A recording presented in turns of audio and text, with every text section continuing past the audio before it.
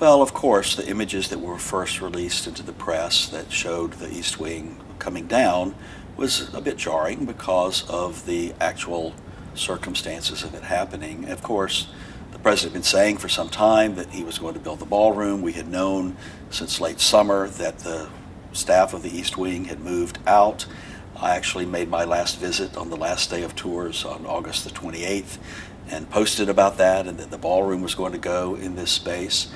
And yet, when the reality of things happen, they strike us a little bit differently than the theory of things happening. So it was a bit of a jarring moment, but what has happened since then is so amazing in that in the past 2 weeks, more people have been talking about White House history, focused on White House history, learning what is an East Wing, what is the West Wing, that's a television show, what are these spaces in this building that we simply call the White House.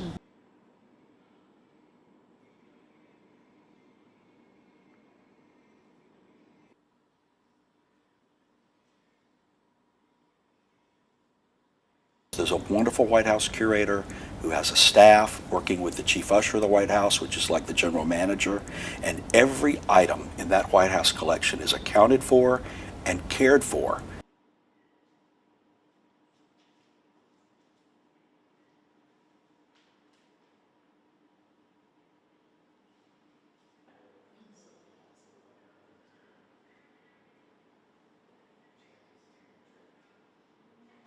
But it's the curator who's responsible for caring for those objects.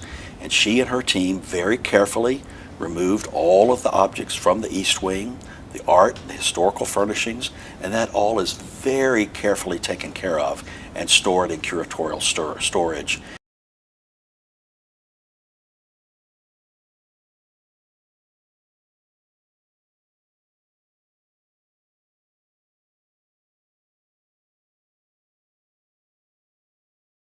There are many, many, many iconic moments throughout the history of this great house, and this, of course, is a significant one and an important one.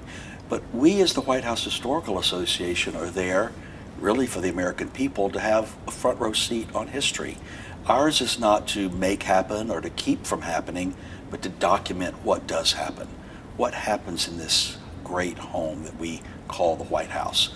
And those who live there and work there and have done so for the past 225 years.